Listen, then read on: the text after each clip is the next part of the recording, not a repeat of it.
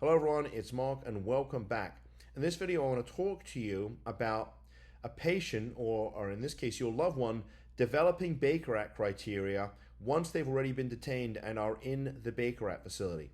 So let me sort of share a story with you. I had a call from a family there, their adult daughter, she was in her mid-20s, had gone to the hospital. She was complaining of anxiety and depression. Of course, once the hospital found out she had health insurance, that made her an immediate target to get detained.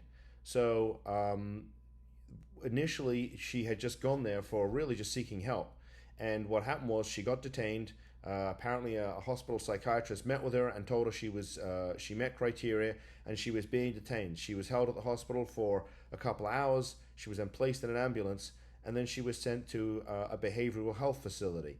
So every county has at least one, if not two, designated quote Baker Act receiving facilities, and these facilities more often than not are far from pleasant places to be. They're depressing.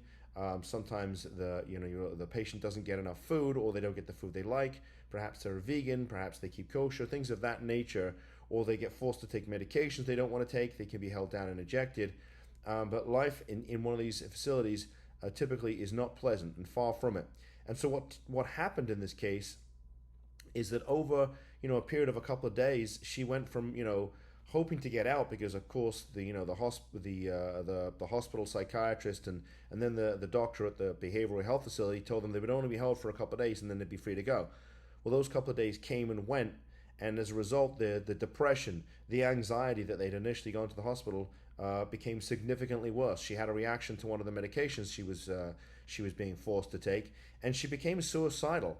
And so what happened was the facility then filed a petition for placement, and they based it on the fact that she was now suicidal. And there was a hearing, and the judge decided that because she was now suicidal, in fact, I believe in one case she had actually tried to take her own life.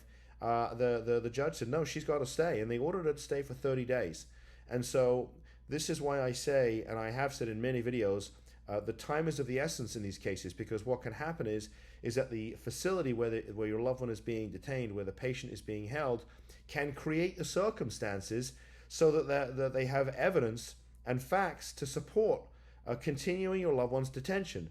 Obviously, if things had gone, if we had moved the case quickly, if we'd been hired in the first, say, 24 hours when she wasn't, meeting Baker Act criteria, and then we could get a hearing quickly, that would have changed things. But, the circumstances were that we didn't get retained for 2 or 3 days in when things started to go badly. Then it took another 3 or 4 days for us to get a hearing. And by the time the hearing took place, the doctor was busy telling the judge that the client was suicidal. And so that is what happened, and it was tragic, but that's what can happen. And the facilities, once they know that you have health insurance, and as I've said in other videos, they have a real money incentive to keep you, they're going to do what they can if they're a bad actor. And not every facility, for the record, is bad, but the ones we deal with tend to be bad. They're going to create the circumstances so that they can then build a case to keep you. So time is of the essence. You got to move quickly to get your loved one out, or they're going to become a permanent ward of the state, and they're going to get stuck there. So with that said, thanks for tuning in. See you in the next video. Bye-bye.